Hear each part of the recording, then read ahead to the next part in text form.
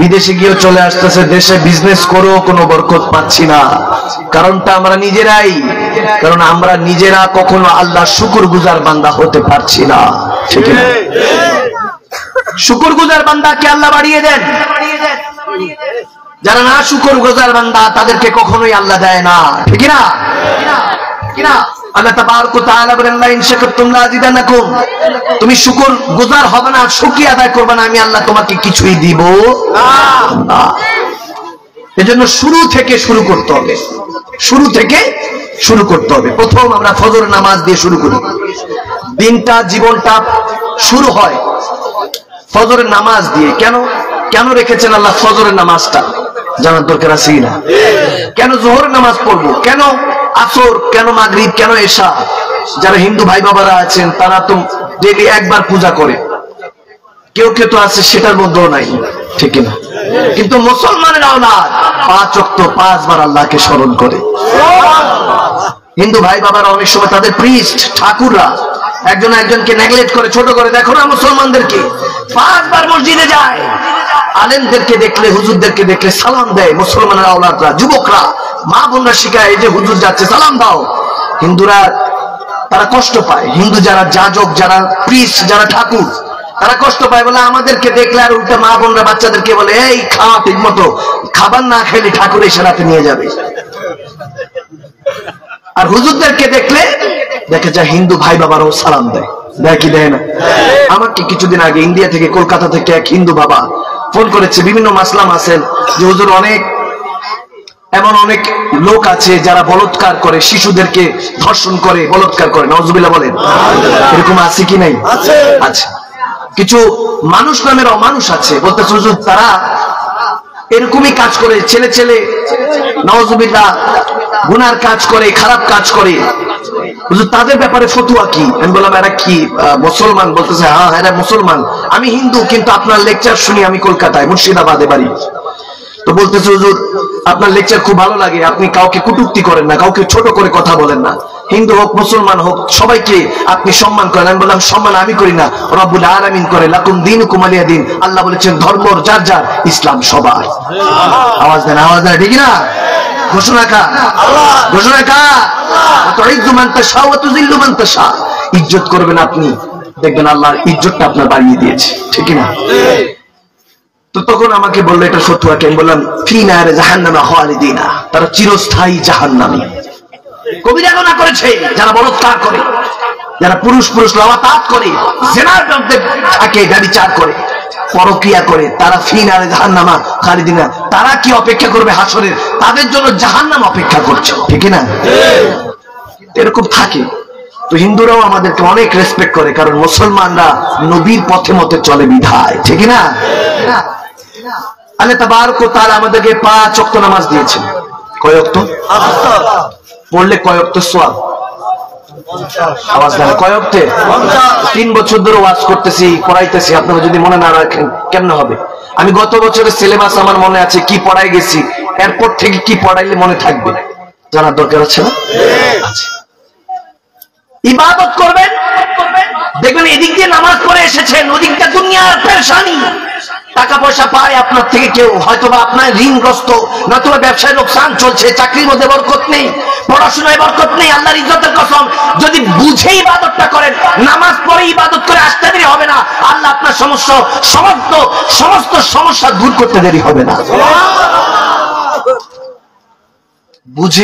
বুঝিয়া করিও কাজ, করিয়া বুঝিও না। একটা তো আছে ভাবিয়া করিও কাজ, করিয়া ভাবিও না। আরেকটা আছে বুঝিয়া করিও কাজ, করিয়া বুঝিও না। এখন আপনি করার পর যদি বুঝতে থাকেন, ততক্ষণে আপনার মালপত্র চোর চুরি করে নিয়ে গেছে। ঠিক কিনা? আপনি যদি চিন্তা করেন অনেক চমৎকার একটা বিল্ডিং বানালাম, বাড়ি বানালাম, এই বাড়িটার মধ্যে আমি থাকবো, আমি আমার বেগম সাহেবাকে নিয়ে, বাচ্চাদেরকে নিয়ে, মা বাবাকে নিয়ে থাকবো, সব চমৎকার করে করলেন, কিন্তু দরজাই লাগালেন না। ভিতরে অনেক দামি দামি এসি, ফ্যান, টিভি, যা কিছু রাখেন, ফ্রিজ, সকালবেলা উঠে দেখবেন ইন্নালিল্লাহ। আওয়াজ দেন, ঠিক কিনা? এই জন্য দরজা আগে বানাতে হবে। এই জন্য ইবাদত করার আগে আপনার জানতে হবে কোন ইবাদতটা করলে আল্লাহ জান্নাতের দরজাটা আপনার জন্য খোলা রাখে। আল্লাহ তাবারক ওয়া তাআলা আমাদেরকে বলেন, তোমরা যখন ইবাদত করছো, 5 ওয়াক্ত নামাজ পড়ছো, তোমাকে 5 ওয়াক্ত নামাজ দিয়েছি এজন্য যাতে তুমি 24 ঘন্টার মধ্যে আমি রব্বুল আলামিনকে স্মরণ করো কিংবা না করো। 5 ওয়াক্তর জারিয়াতে, 5 ওয়াক্তর মাধ্যমে কমপক্ষে 5 বার আমি রব্বে কারীমের শুকরিয়া জ্ঞাপনার্থে ইবাদতটা করলে আমি রব্বুল আলামিন তোমার সমস্যাগুলি সমাধান করতে থাকবো। কিন্তু বর্তমানে হলো মসজিদের অভাব নাই, কিন্তু মুসল্লির বড় অভাব, ঠিক না? আমাদের শীতকাল আসলে তো যুবকদের হুজুর ওযু করতে তো ভালো লাগে না, এত ঠান্ডা পানি, দললি তো কারেন্ট মারে। হুজুর এটা বাঁচার থেকে উপায় কি? আরেক হুজুর থেকে নাকি শুনছি তায়াম্মুম করা যায়, পানি ছাড়া ওযু করা যায়। ওই যুবক ভাইবারা, ইয়ং স্টাররা যারা সারাদিন, ওনাদেরকে তো কোরআন সুন্নাতের মধ্যে পাওয়া যায় না। পাওয়া যায় কোথায়? মোবাইলের মধ্যে। কোথায় পাওয়া যায়? মোবাইলে। কোরআন শরীফ বুখারী শরীফে নাই, আছে ফেসবুক শরীফ, ইউটিউব শরীফ, ঠিক কিনা? যুবক, এই যৌবন বয়সে এই মেহফিল আমি আজকে দেখতেছি, খেয়াল করছি, অনেক আমার বৃদ্ধ বাবারা বসেছে। কারণ যৌবন বয়সে আরিফ সালমাদানির মতো যারা উলামায়ে কেরাম ছিলেন, আল্লাহর ওলিদের কাছ থেকে ইলম হাসিল করেছে, আল্লাহ রাসূলের কোরআন সুন্নাহর শরবতটা, শরাবটা পান করেছে, সেই নেশা এখনো ধরে রেখেছে, ঠিক না? সেই নেশা এখনো কাজে আসতেছে। কিন্তু যুবক, আমরা যদি এখন সেই শরাবটা পান না করি, বৃদ্ধ বয়সে গিয়ে দেখা যাবে আমরা গুনার মধ্যে থাকবো। কোরআন সুন্নাহর কথা শুনলে আমাদের মধ্যে জোশ আসবে না। জোশ আসবে যে কয়টার সময় আর্জেন্টিনা ব্রাজিলের খেলা, আওয়াজ দেয় না, আমি কি ভুল বলছি? মানে ব্রাজিল আর আর্জেন্টিনার অবস্থা কি, কে আগে আছে এটা তো আমি বলতে পারবো না, মাহফিলে প্রতিদিন চলে যায়, কে জানি আগে আছে, যুবকদের কেউ জানেনি, ব্রাজিল আগে গেছে, মাশাআল্লাহ। খুশি তো না? ব্রাজিল ওনারা খুশি। আমার ক্যামেরা ভাই বাবারা তো আছে, কালকে তো এটা একটা ছেড়ে দিব, হুজুর ব্রাজিলের পক্ষ নিচ্ছে, আমি ব্রাজিল আর্জেন্টিনার পক্ষে না।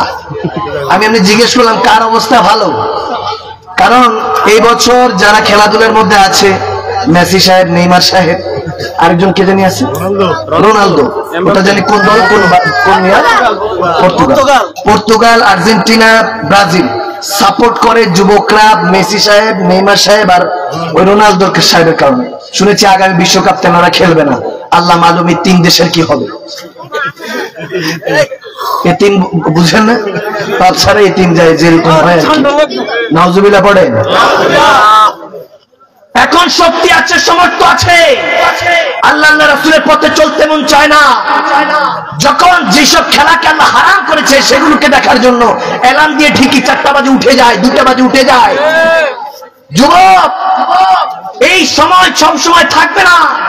যারা এত যশ খ্যাতিওয়ালা ফুটবলার, ক্রিকেটার, সেলিব্রিটি তথাকথিত, যাদেরকে ফলো করে, যে চুলের কাটিং ছাটিং দেই, যাদেরকে ফলো করছে, আগামী বিশ্বকাপে তাদেরকে দেখা যাবে না। ভালোবাসা তো জানলা দিয়ে পালিয়ে যাচ্ছে। তখন আর কোথায় সাপোর্ট, কোথায় যশ খ্যাতি? যখন আপনি লাইমলাইটে আছেন ততক্ষণ পর্যন্ত আপনার দাম আছে, আপনার যশ খ্যাতি আছে। লাইমলাইটে নেই, তখন আর কেউ আপনাকে স্মরণ করবে না। ঠিক তেমনি ভাবে দুনিয়া থেকে হায়াত ফুরিয়ে গেলে 2-3 জেনারেশন যাবে, হয়তো আপনার আওলাদ আপনার জন্য কবরস্থানে গিয়ে রব্বানা ইগফিরলি ওয়া লিওয়ালিদাইয়া ওয়া লিল মুমিনিনা ইয়াওমা ইয়াকুমুল হিসাব বলে, কিংবা রব্বির হামহুমা কামা রাব্বায়ানি সগীরা বলে আপনার জন্য দোয়া করবে। যখন আপনার নাতিরা আসবে, বাপমার বাপমা মনে করে, প্যারেন্টস মনে করে, দাদা দাদি, নানা নানি মনে করে দোয়া করবে। যখন সেটাও শেষ হয়ে যাবে, নাতি পুতির পরে যখন এরপরে জেনারেশন আসবে, আপনার জন্য কেউ দোয়াও করবে না, আপনাকেও মনে কেউ রাখবে না, ঠিক না? কেউ মনে রাখবে না। আসফালা সাফিলিন বলা হয়েছে এই দুনিয়াকে, নিকৃষ্ট জায়গা। যতক্ষণ আপনার টাকা আছে ততক্ষণ দেখবেন আপনার দাম আছে। এবার সুদ খা, ঘুষ খা দেখার বিষয় নয়, দুর্নীতিবাজ হলো দেখার বিষয় নয়। টাকা আছে, তাকে নেতা বানাও, মসজিদের সভাপতি বানাও। আওয়াজ দেয় না, ঠিক না? বর্তমান সমাজ এরকম। ওই মসজিদের সেজদা দিলে কখনো আদায় হবে না সেজদা।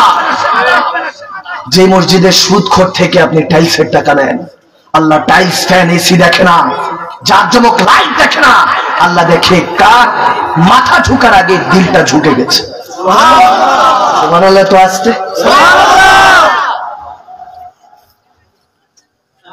আমাদের মধ্যে নীতি বলে কিছু নেই বর্তমানে। জোর যার মূল্য তার। আমরা একজন একজনকে ছোট করতে থাকি সব সময়, অথচ আল্লাহ তাবারক ওয়া তাআলা বলেছেন ইন তুকরিম মিন উকরিমকা, তুমি সম্মান করো আমি তোমার সম্মান বাড়িয়ে দিব। কোথাও কোথাও এসেছে হাদিসে মুবারাকার মধ্যে, যে যতটুকু করবে সে ততটুকু পাবে। সুবহানাল্লাহ বলে। প্রত্যেকটা খেয়াল করবেন 5 ওয়াক্ত নামাজের মধ্যে ফজর, যোহর, মাগরিব, এশা, ফজর, যোহর, আসর, মাগরিব, এশা 5 ওয়াক্ত নামাজের মধ্যে গভীর খেয়াল করে দেখবেন প্রত্যেক ফরজ এবং সুন্নত নামাজের মধ্যে সূরা ফাতিহা তেলাওয়াত করতেই হয়। সূরা ফাতিহা ছাড়া নামাজই হয় না। আমি কি ভুল বলছি? কখনো কি চিন্তা করছেন সূরা ফাতিহার সাথে অন্য সূরা পড়লে হয়? সূরাতুল ইখলাস পড়লাম, সূরা কাউসার পড়লাম, সূরা কাফিরুন পড়লাম, যে কোনো সূরা পড়লাম, সূরা ইয়াসিন থেকে ওয়াদুহা, যে কোনো সূরাই পড়লাম, কিন্তু সূরা ফাতিহা প্রত্যেক রাকাতই পড়তে হয়। কিন্তু আমি প্রত্যেক রাকাতে সূরা ফাতিহার পর ইখলাস শরীফ পড়লাম কিংবা সূরা কাফিরুন পড়লাম, যে কোনো সূরাই পড়ি না কেন পরের রাকাতে আমি সূরা ফাতিহার পর অন্য সূরা পড়তে হবে, নয়তো নামাজ আদায় হবে না। আমি কি ভুল বলছি? জি না। কেন? Why? কেন এই সিস্টেমটা আল্লাহ তাবারক ওয়া তাআলা রেখেছেন? সূরা ফাতিহা ছাড়া নামাজ যে হয় না। আসুন সূরা ফাতিহার কাছে জিজ্ঞেস করি, তুমি প্রত্যেক রাকাতে কি করো? সুবহানাল্লাহ, কি করো? সূরা ফাতিহা বলছে কেন? আমার তাফসীরটা ঠিকমতো পড়ে নিলেই তো বুঝে এসে যায়। সুবহানাল্লাহ, আলহামদুলিল্লাহি রাব্বিল আলামিন, সমস্ত প্রশংসার মালিক কে? আওয়াজ দেন না কে? ইন হোল ইউনিভার্স কুল কায়নাত বানিয়েছেন আর রহমানির রহিম, তিনি তো রহমান, তিনি তো দয়ালু, তিনি তো মেহেরবান, ঠিক না? মালিক ইয়াউমিদ্দিন, তিনি তো বিচার দিনের মালিক, হাসরের মালিক, ঠিক না? ইয়্যাকা না'বুদু ওয়া ইয়্যাকা নাস্তাঈন, আমরা তেনারই ইবাদত করি, তেনার কাছেই প্রার্থনা কামনা করি, ঠিক না? তেনার কাছেই চাই। দেওয়ার মালিক কে? আল্লাহ। ইহদিনা সিরাতাল মুস্তাকিম, please Allah almighty, please guide us to straight path. Allah আমাকে দেখাও সেই সহজ সরল সঠিক পথ, যে পথে চললে তোমাকে পাবো, তোমার নবীকে পাবো। সেই পথ ছাড়া তো কোনো উপায় নেই। আমিও দেখার সামর্থ্য নেই, সারাদিন তো দুনিয়াদারির মধ্যে থাকি। আল্লাহ 5 ওয়াক্ত নামাজের মধ্যে গিয়ে বারবার বলছি, আল্লাহ দেখাও সেই সঠিক পথ, যে পথে চললে তোমাকে পাবো। এখানের মধ্যে সমস্ত রাজ, মারিফত, রহস্য।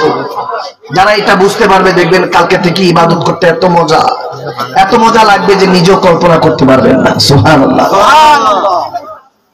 আল্লাহকে বলছি, আল্লাহ দেখাও তোমার পথ, যে পথে সুজনরা চলেছে, যে পথে তোমার প্রিয়রা চলে।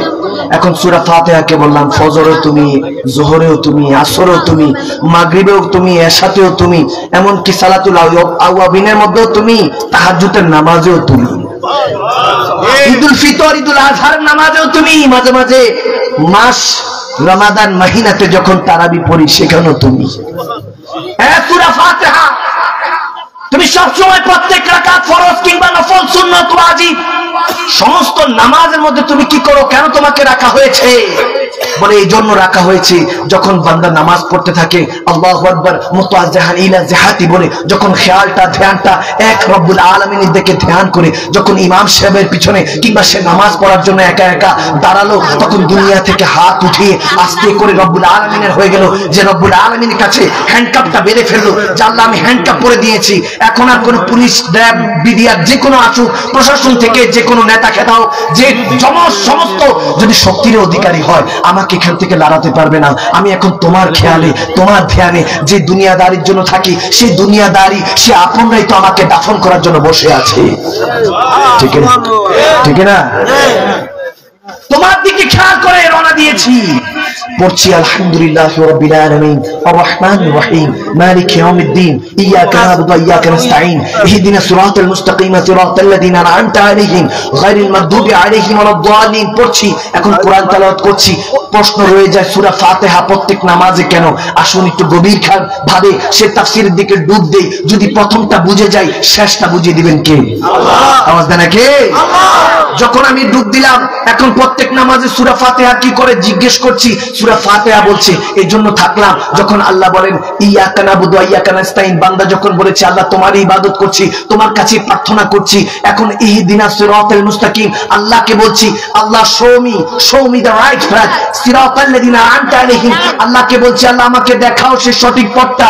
আল্লাহ বলছেন সিরাতাল লাযিনা আনতা আলাইহিম, সেটাই হলো সঠিক পথ যাদের উপর আমি পুরস্কার রেখেছি। আল্লাহ আমাকে বলুন কোনটা পুরস্কার, কার উপর পুরস্কার রেখেছেন? আর আমার রাসূলুন সিদ্দিকিন শুহাদা ওয়াস সালিহিন, আল্লাহ তাবারক ওয়া তাআলা বলেন পুরস্কার রেখেছি আমি নবীর উপর, সুবহানাল্লাহ।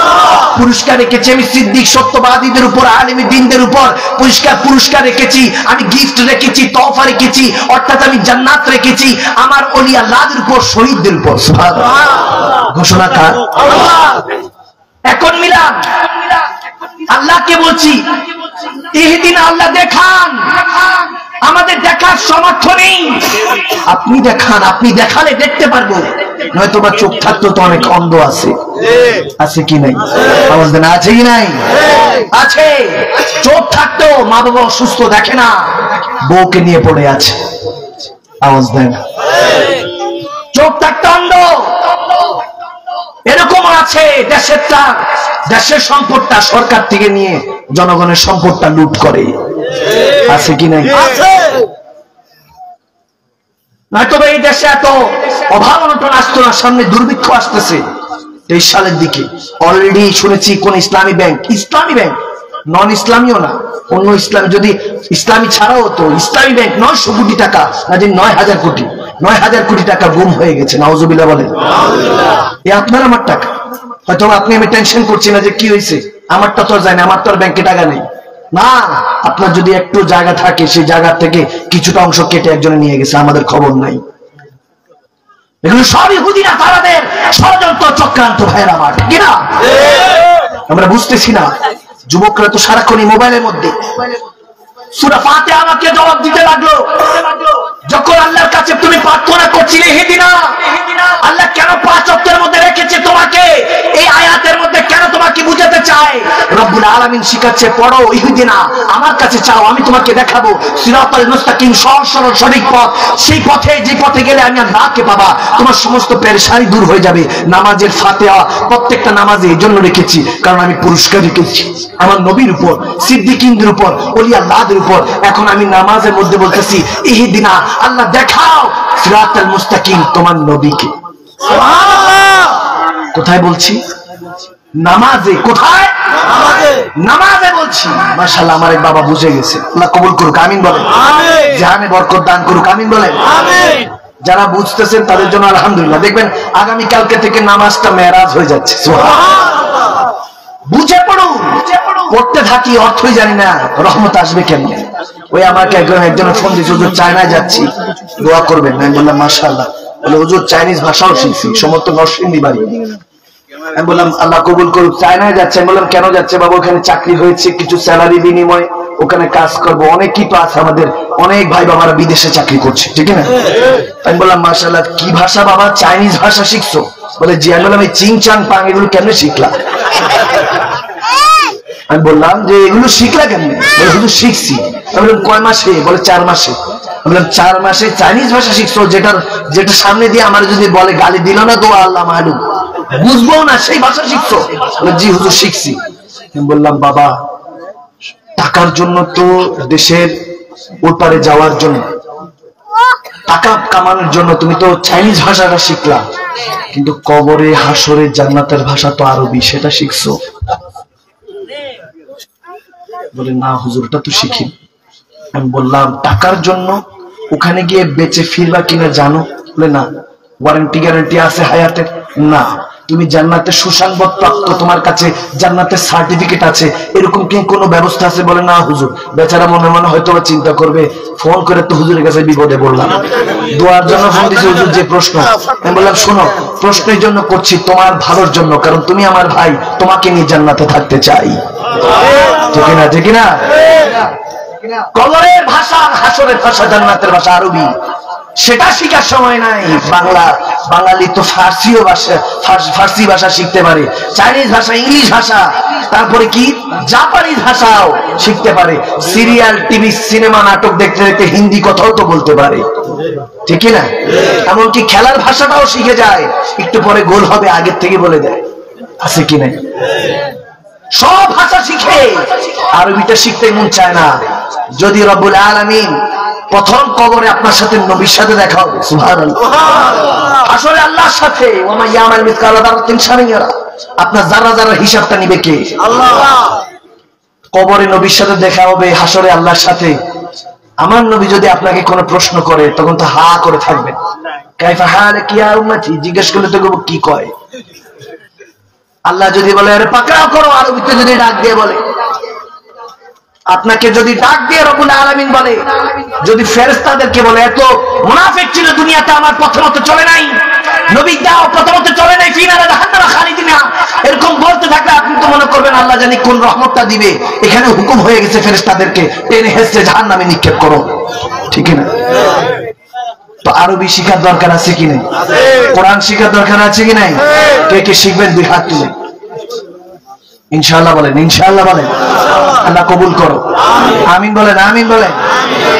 সূরা ফাতিহা আমাকে বলছে আমি এই জন্য সমস্ত নামাজের সাথে, ফজরের নামাজের সাথে, যোহরের নামাজের সাথে, আসরের নামাজের সাথে, মাগরিব, এশা, আপনি যেই নামাজই পড়েন, সালাতুল আওয়াবিন পড়েন, তাহাজ্জুদ পড়েন, সমস্ত নামাজের সাথে সূরা ফাতিহা পড়তে হয়। ফরজ, যোহর, আসর, মাগরিব, এশা, অর্থাৎ ফরজ নামাজ, সুন্নত নামাজ, ওয়াজিব নামাজ, নফল নামাজ, যে কোনো নামাজে 2 রাকাত হোক, 4 রাকাত হোক, 3 রাকাত হোক, ফজরের থেকে এশা পর্যন্ত, আমার দিনের শুরু থেকে শেষ পর্যন্ত ফাতিহা সূরা পড়তে হয়। এই জন্য পড়তে হয়। সূরা ফাতিহা বলছে আমি এই জন্য প্রত্যেক নামাজের সাথে আছি, কারণ প্রত্যেক নামাজের মধ্যে বান্দা চাচ্ছে ইহদিনা, আল্লাহ দেখাও সিরাতুল মুস্তাকিম, তোমার নবীকে, নবীর পথকে। সিরাতুল মুস্তাকিম, সিরাত মানে কি? পথ। আল্লাহ বলতেছেন সিরাতাল্লাযিনা আনআমতা আলাইহিম, তারাই হলো পথ যাদের উপর আনআমতা, আমি এনাম রেখেছি, পুরস্কার রেখেছি, তারাই হলো পথ। তাহলে পুরস্কার রেখেছেন নবীর উপর, বুঝা গেল পথের মালিক রাসূলুল্লাহ। পুরস্কার রেখেছেন ওলি আল্লাহর উপর, বুঝা গেল পথের মালিক ওলি আল্লাহরা। এখন আমি আল্লাহর কাছে বলছি, আল্লাহ অন্তত ওলি আল্লাহর কদমে নিয়ে যাও। যখন ওলি আল্লাহর কদমে নিয়ে যাবা তখন মানগানি ফাকাতাল হক, তখন আমি নবী মুস্তাফাকে যখন দেখে ফেলবো, রাসূলুল্লাহকে দেখা। রাসূলুল্লাহ বলছে যে আমাকে একবার দেখতে পারলো, নামাজে জাগনা অবস্থায় হোক বা ঘুমন্ত অবস্থায় হোক, আমি নবীকে যে একবার দেখলো, আমি হলো মেরাতুল আইনি, খোদা দেখার একমাত্র হয় না, যে আমি নবীকে দেখলো সে আল্লাহকে দেখে গেল। আল্লাহু আকবার, আল্লাহু আকবার বলে, আরো জোরে, আরো জোরে আল্লাহু আকবার। সেই নামাজটা মেরাজ বানানোর দরকার আছে কি নেই? আমার নবী যখন মেরাজে গেলেন তখন কিভাবে গেলেন? রফ রফ বোরাক, জিবরিল আমিন মসজিদে আকসায় সমস্ত নবী রাসূলদেরকে নিয়ে নামাজ পড়ে, সিদরাতুল মুনতাহায় জিবরিলকে বিদায় দিয়ে তারপর আল্লাহ রাব্বুল আলামিনের কাছে গেলেন। কিন্তু যখন উম্মতের কথা চিন্তা করলেন তখন আর এই ব্যবস্থা রাখলেন না। নামাজ যখন 5 ওয়াক্ত নিয়ে আসলেন, পড়লে কয় ওয়াক্ত সওয়াব? কয় ওয়াক্তে? আমি বলি না বাবা, সেটা হলো সেই এক সেজদা যেটা আমার নবী আল্লাহকে দিয়েছে, সেই সেজদার সওয়াব। সুবহানাল্লাহ, সেটা 45 ওয়াক্ত নামাজের থেকেও বেশি, ঠিক না? এই দুনিয়াতে আদম সফিউল্লাহ থেকে ঈসা রুহুল্লাহ পর্যন্ত আল্লাহ সেজদা আদায় করেছেন কি করেন নাই? আওয়াজ দেয় না, করেছেন কি না করেন নাই? করেছেন। না দেখে সেজদা দেওয়া হতো, কেউ দেখেন নাই। আদম সফিউল্লাহ থেকে ঈসা রুহুল্লাহ পর্যন্ত, মুসা কালিমুল্লাহ এক সময় তুর পাহাড়ে গিয়ে রব্বি আরনি, রব্বি আরনি, এখান দিয়ে আল্লাহ বলতেছে লান তারানি, তোমার সম্ভব নাই, লান তারানি, লান তারানি, সম্ভব না তোমার। এখানে মুসা কালিমুল্লাহ বলছে রব্বি আরনি, একটা বার দেখতে চাই। শুনেছি তোমার জন্য তো নূহ আলাইহিস সালাম কিস্তি বাহিয়ে দিয়েছে, পানির মধ্যে, প্লাবনের মধ্যে ডুবে যাওয়ার থেকে বাঁচার চেষ্টা করেছে। তোমার জন্য শুনেছি ইব্রাহিম খলিলুল্লাহ নমরুদের আগুনের মধ্যে ঝাঁপ দিয়েছি। ওগো আল্লাহ, তুমি দেখতে জানি কেমন, তোমাকে কেমন জানি দেখা যায়, তুমি আমাদেরকে সৃষ্টি করেছো, তোমার জন্য কত কাহিনী শুনলাম। তোমার জন্য শুনেছি ইউসুফ আলাইহিস সালাম কুয়ার মধ্যে ঝাঁপ দিয়েছে, তারপর তুমি তাকে মিশরের বাদশা বানিয়ে দিয়েছো। শুনেছি তোমার জন্য দাউদ আলাইহিস সালাম বাঁশির মতো বাজাতো কি জানি, তোমাকে পাওয়ার নেশায় কত নবী রাসূল কত কিছু করলো। ইউনূস আলাইহিস সালাম, তোমার জন্য ইউনূস নবী 40 দিন মাছের পেটে ছিল। আমি তো কত শুনেছি তোমার দাস্তান, তোমার ঘটনা, তোমার করুণ কাহিনী। শুনেছি ইসমাইল জবিউল্লাহ নবী হওয়া সত্ত্বেও ওর নিজের বাবার হাতে, ইব্রাহিম খলিলুল্লাহর হাতে জবাই হতে চেয়েছে তোমার প্রেমে, কতজন কত নবী কত কিছু করতে চাইলো। আল্লাহ তোমাকে একটাবার দেখতে চাই, রব্বি আরনি, একটাবার দেখা দাও। আল্লাহ বলতেছে লান তারানি, সম্ভব না মুসা, আপনার সম্ভব না, তবে একজন আসবে রাহমাতুল লিল আলামিন নবী, তখন তিনি আমার কাছে আসবেন, আমি মেরাজের উছিলায় তেনাকে ডাকবো। তারপর যখন তেনাকে 5 ওয়াক্ত নামাজ 50 ওয়াক্ত বানিয়ে পাঠাবো, ওই নামাজটা আপনি আস্তে আস্তে কমায় দিয়েন, কমায় দিলে ওই উছিলায় নবীর উছিলায় আপনি আমাকে দেখতে পাবেন। ব্যবস্থা রেখেছে কি আল্লাহ? ঠান্ডা ঠান্ডা চাইতে হবে, ডাকার মতো ডাকতে হবে, না ডাকলে কখনো পাবেন না। আমরা তো এখন দুনিয়াদারির মধ্যে এমন বেহুশ এবং বেখুদ হয়ে গেছি। আমাদের এই দুনিয়াদারি, কয়েকটা নামাজ কোন সময় আজান দেওয়া হয় সে খবর না থাকলেও কবে আর্জেন্টিনার খেলা সে খবর মনে থাকে, আছে কি নেই? কবে ব্রাজিলের খেলা সে কথা মনে থাকে। বর্তমান যুবকদের অবস্থা, মুরব্বীরা সামনে হেঁটে যায়, সালাম কালাম নাই, ঠিক না? আমার নবী বলেছেন শেষ জামানায় কিছু আমার উম্মত হবে মুসলমান, কালমা পড়া মুসলমান। আপনার মুসলমান এমন মুসলমান, এখন মুসলমানরা এমন, আপনার নাম ধরে গালি দিলে যদি অন্য ধর্মের কাউকে ধরে গালি দেন, বলবে যে আমার নাম আব্দুল্লাহ, আমাকে কেন শ্রীকৃষ্ণ বলে ডাকছো, ঠিক না? সহ্য করতে পারবে না। অথচ যদি বলি আজকে ফজর নামাজ পড়ছো নি বাবা, বলবে না হুজুর খবর ছিল না, ঘুমিয়েছিলাম। নাউজুবিল্লাহ বলবেন না? এগুলোর কারণ হলো আমরা ইলমের চর্চা ভুলে যাচ্ছি। ইলমে দ্বীনের চর্চা আমরা সর্বদা যেটা করা দরকার, ফরজাতুল আইনি, ফরজ করা হয়েছে কোরআন সুন্নাহ শিক্ষা গ্রহণ, সেটা শুধু বছরে একবার মাহফিল দিলে হবে না। প্রত্যেক দিন নিজের সন্তানদেরকে, যেই তলাবে ইলম আছে তাদেরকে তলাবে ইলম বানিয়ে সন্তানদেরকে শিক্ষা অর্জনের জন্য ইমাম সাহেব, খতিব সাহেব কিংবা মুয়াজ্জিন সাহেব কিংবা এলাকার মধ্যে হাফেজ সাহেব রেখে তাদেরকে কোরআন সুন্নাহ শিক্ষা দান করার দরকার আছে কি নাই? মানে বিরান হয়ে যাবে এই দেশগুলি। আজকে যদি দেশে কলকাঠিগুলি আলেমে দ্বীনরা নাড়ানাড়ি করত, তাহলে দেশের এই অবস্থা হতো না। দেশের এই পরিস্থিতি হওয়ার পিছনে আমরাই দায়ী। আমরা অযোগ্য মানুষকে নিজেদের ওইসব মাসনাদে নিয়ে বসাই, ঠিক না? অযোগ্য মানুষদেরকে দিয়ে আপনি যাকে নেতা বানালেন তার মধ্যে নবীর আদর্শ আছে কিনা সেটা দেখতে হবে, আল্লাহকে ভয় করে কিনা সেটা আপনার জানতে হবে। আর আমাদের ঈমান বিশ্বাস হলো আলেমে দ্বীনরা কখনো আল্লাহর যারা পথে মতে চলে, যারা দ্বীনের দায়িত্ব দায়ী আল্লাহ, তারা কখনো পথভ্রষ্ট হতে পারে না, ঠিক না? তারা দুর্নীতিবাজ হবে না, সে আপনার কখনো খাবে না, কারণ অন্তরে আল্লাহর ভয়, পড়াশোনা করেছে কোরআন সুন্নাহ মোতাবেক। অন্তরে ভয় যে জনগণেরটা কখনো খাওয়া যাবে না, কারণ আল্লাহ বলেছেন আমি আমার হক ক্ষমা করে দিব কিন্তু বান্দার হক ক্ষমা করব না। দায়িত্ব দিয়ে বসেছেন সবচেয়ে বড় ঘুষ খোরটারে, সুদ খোরটারে, যারা বোমা মারলো একটা সূরা ফাতিহা বের হবে না, সূরা ঠিক মতো পড়তে পারবে না, ঠিক কিনা? কি কষ্ট হচ্ছে বাবা? আমি ভাবছি যে আজকে বেশিক্ষণ ওয়াজ করবো না, কিন্তু আপনাদের জোশ দেখে মনে হচ্ছে কিছু কথা বলেই যেত, ঠিক কিনা? জানাই দিয়ে যেতে হবে, কারণ যুবকদের হাতেই দেশটা। যুবকরা যদি ভালো হয়ে যায় দেশটার মধ্যে রহমত বরকত দিবেন কে?